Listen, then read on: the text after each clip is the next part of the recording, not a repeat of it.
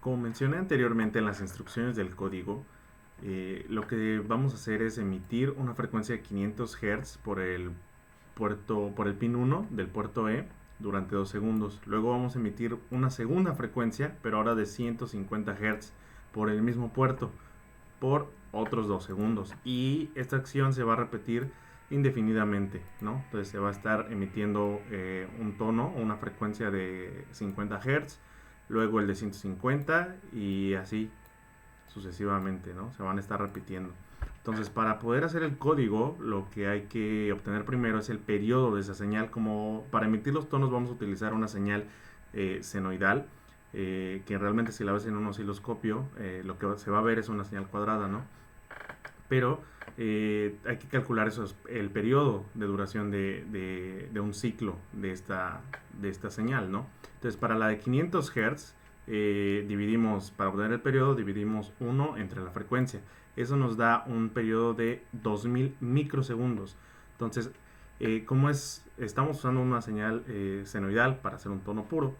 Entonces realmente el tiempo que va a estar en alto la salida de nuestro pin del microcontrolador es la mitad de ese periodo.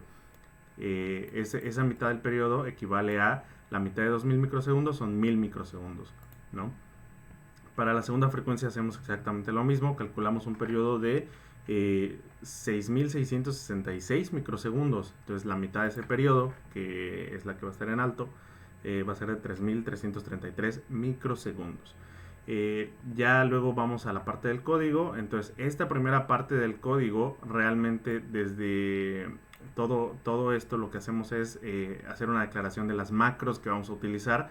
Estas macros se usan para llamar a las subrutinas de tiempo de retardo, ¿no? Entonces estas se tienen que declarar antes de que se usen. Entonces por eso las tenemos hasta toda la parte de arriba, hasta este punto. Luego tenemos el encabezado. Aquí configuramos el PIC que vamos a utilizar para ya dejarlo en el punto a como lo queremos para el programa, ¿no? Luego ya empieza, bueno, también al final tenemos, de hecho, al final tenemos una parte que es donde tenemos declaradas las subrutinas de tiempo, que son las que utilizamos para calcular los retardos en nuestro programa, ¿no? Tenemos la de una variable, dos variables, tres variables. Y el código principal ya lo tenemos acá, en esta parte. Inicio del código principal. Aquí lo que hacemos es configurar el pin 1 del puerto E como una salida, por aquí con el tris E, y luego nos cambiamos al banco 0 para poder utilizar las instrucciones de los puertos. Entonces limpiamos el puerto E, y luego aquí esto lo tengo comentado. Esto es en el caso de que se quiera utilizar un botón para iniciar la emisión de los tonos, ¿no? De las frecuencias. Lo tengo comentado porque no se necesita en este momento, pero si tú quisieras que utilizar el botón para poder iniciar, entonces nada más simplemente hay que descomentar esto. Pero en esta ocasión no lo necesitamos, entonces lo tengo comentado. Entonces, en cuanto se energice el micro, va a empezar a emitir las frecuencias. Es lo que va a hacer el programa. Entonces, aquí en el inicio, lo que hago es llamar a subrutinas, a dos subrutinas, a la del tono 1 y a la de tono 2. En la de tono 1, lo que tengo es esto, que en la subrutina del tono 1, lo que voy a hacer es estar emitiendo el tono de 500 Hz, a una frecuencia de 500 Hz, por 2 segundos. Bueno, realmente la voy a emitir solo por 500 milisegundos. Por eso la mando a llamar 4 veces. Así la suma consecutiva de esta subrutina 4 veces me da los 2 segundos que tarda. De ahí mando a llamar a la del tono 2, a la subrutina tono 2. Esta subrutina, igual que la anterior, me va a generar el tono de 150 Hz. Y la voy a mandar a llamar 2 veces, porque cada subrutina tono 2 dura un segundo. Entonces solo la tengo que mandar a llamar 2 veces. Entonces, ¿cómo funcionan estas subrutinas para el tono 1 y el tono 2? Vamos a verlas. En la subrutina de tono 1 lo que hago es cargar una variable auxiliar llamada contador. la cantidad de 250 decimal. Cargo esta variable auxiliar contador con ese valor. Esta variable la declaré aquí con la directiva eq y la limpio para que empiecen ceros cuando inicie el programa. Le cargo el valor de 250 decimal y ya luego empiezo a emitir el tono. Para emitir el tono habilito el pin 1 del puerto E, luego me espero el tiempo a lo que equivale la mitad del periodo, luego lo deshabilito y me espero otra vez la mitad de ese periodo para tener la señal senoidal, ¿no? Alto, bajo. Y luego esta variable contador la voy decrementando hasta que se haga 0. Entonces cuando se haga 0 significa que el tono se emitió por todo el equivalente a un periodo completo, que es 2000 microsegundos o 2 milisegundos. Y al hacerlo 250 veces, todo esto tarda en realidad 500 milisegundos, ¿no? Y hasta que el contador se hace 0, entonces esa instrucción decfsz ya no va a ejecutar el goTo y se va a salir de la subrutina con el return.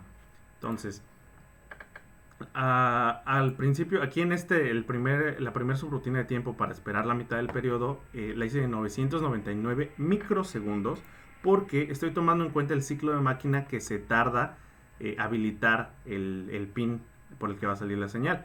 Entonces ya no cuento ese ciclo de máquina para la subrutina de tiempo y ya nada más tengo que utilizar 999 microsegundos.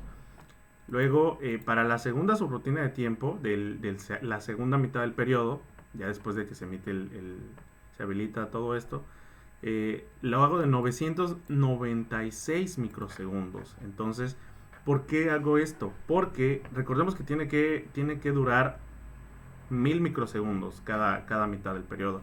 Pero esta la hago de 996 y no de 999 porque, para empezar, toma en cuenta la instrucción anterior, esta, en la que deshabilito el pin por el que estoy sacando el tono, ¿no? Entonces ahí ya me lleva un ciclo de máquina y le tengo que restar también los ciclos de máquina que me lleva estas dos instrucciones, la de decfsz y la del goTo. El decfsz al decrementar simplemente me utiliza un ciclo de máquina. Va a utilizar dos ciclos de máquina cuando el contador llegue a 0 y se va a saltar el goTo para ejecutar el return. Entonces llevo uno de la instrucción de deshabilitar el pin, llevo una de decrementar el contador y el goTo utiliza dos ciclos de máquina. Entonces en total tengo 4 ciclos de máquina, que son los que le estoy descontando a los 1000 microsegundos que debe tardar la mitad del periodo. Entonces, al utilizar estos 999 microsegundos en mi subrutina de tiempo, es lo que tengo estos valores. Y todo esto se va a hacer 250 veces. Y eso me va a dar un total de 500 milisegundos. Por eso la mando a llamar 4 veces, para que en total 500 milisegundos más 500 milisegundos más 500 milisegundos más 500 milisegundos me da 2 segundos, que es el tiempo que nos pide la actividad de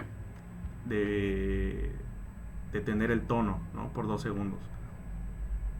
Luego nos vamos a la del tono 2 y es exactamente la misma dinámica que con la subrutina de tono 1, ¿no? Cargo a mi variable auxiliar contador, pero en este caso con el valor de 150 decimal. O sea que este tono me lo va a emitir 150 veces. Todo esto dura realmente 6000, un poco más de 6 milisegundos y medio. Entonces, para hacer los 2 segundos, perdón, la tengo que realizar 300 veces. Entonces lo que yo hago es mandarla a llamar 2 veces, y entonces para hacer los 300 son emitirla 150 veces y luego otras 150 veces. Cargo este valor al contador y hago lo mismo que con la 1, que con el tono de 500 Hz. Entonces habilito el puerto, me espero la mitad del periodo, deshabilito el pin del puerto y me espero la otra mitad del periodo. Y ya vimos por qué le quito 4 ciclos de máquina a esta espera, a este delay, ¿no? Por lo mismo, por lo que tomo en cuenta deshabilitar el puerto, el ciclo de decrementar y los dos del goto, ¿no? Y bueno, si no quedó claro por qué, bueno, ¿qué pasa cuando ya se decrementa el contador y ya hace cero? ¿No? Entonces ahí ya va a utilizar 2 ciclos de máquina, ¿no? Entonces ya esto no vale. Pero no es así, porque cuando, cuando se utiliza el DEC FSZ y tarda 2 ciclos de máquina, es cuando el contador llega a cero. Y lo que hace es saltarse la instrucción goto. Entonces ya no se realizan estos 2 ciclos de máquina del goto. Es como si los intercambiaras, ¿no? Entonces, y el return, pues es otro ciclo de máquina. Entonces, siempre va a estar bien utilizar estos -4. Porque en la última instrucción, cuando se salte el goto, pues ya esto ahora tiene los 2 ciclos de máquina y queda prácticamente lo mismo. Entonces esto lo realizo 150 veces y por eso lo mando a llamar 2 veces. Y ya luego tenemos aquí el goto a inicio. Aquí tengo mi etiqueta de inicio, que es la parte que se repite indefinidamente, ¿no? Ahí se va a quedar el programa emitiendo esos 2 tonos hasta que se apague el micro, ¿no? Entonces ahorita vamos a ver una simulación. Ya lo tengo ensamblado, pero lo voy a ensamblar otra vez para que veamos cómo funciona, ¿no? Entonces aquí yo tengo unos botones de paro para que se pare ahí la simulación, y aquí vamos a ver el stopwatch. Es lo que vamos a utilizar para ver que realmente dura 2 segundos. Le voy a dar play y eso nos lleva hasta la etiqueta de inicio, ¿no? Antes de llamar. Entonces lo que voy a hacer es utilizar este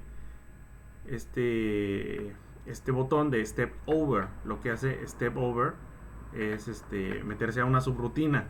Entonces cuando utilizas la instrucción call, entonces aquí voy a poner el stopwatch, lo voy a poner en ceros para que veamos aquí cuánto tiempo se tarda realmente, ¿no? Entonces le voy a dar acá y vemos que tardó 500 milisegundos y un poquito de cambio, ¿no? Entonces lo voy a hacer por cada una: el segundo call, el tercer call y el cuarto call. Entonces en total, aquí ya el stopwatch me dice que en total estas 4 subrutinas que se ejecutaron tardan 2.0000020 segundos, ¿no? Segundos. Entonces realmente tenemos 2 segundos y 20 microsegundos. Es el error que tenemos. 20 microsegundos es lo que nos pasamos de los 2 segundos, pero realmente 20 microsegundos comparado con 2 segundos es prácticamente despreciable, ¿no? O sea, a menos que seas un superhumano, te vas a dar cuenta de ese desfasamiento temporal. Luego vamos con la ejecución del segundo tono. Entonces voy a poner otra vez el stopwatch en 0 y vamos a ver cuánto dura emitir ese segundo tono. Entonces, el primero,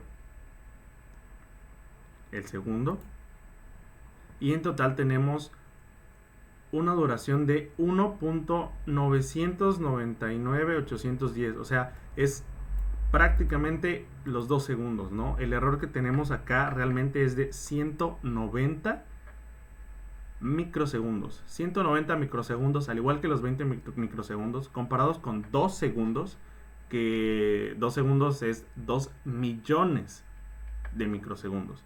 Entonces, igual, 190 microsegundos comparado con 2 es imperceptible al ojo humano, ¿no? Entonces, realmente sí se puede dar por hecho que, o sea, prácticamente se alcanzan los dos segundos que se ejecuta el segundo tono. Y ya de ahí le ponemos play para seguir y vemos que se vuelve a ejecutar otra vez. Entonces si quitamos los botones de stop y le damos play, lo que va a hacer es ejecutarse continuamente, ¿no? Llamar el tono 1 por 2 segundos, el tono 2 por 2 segundos y se repite constantemente. Y todo eso es el programa, todo eso es lo que hace y esa fue la actividad del día de hoy. Muchas gracias.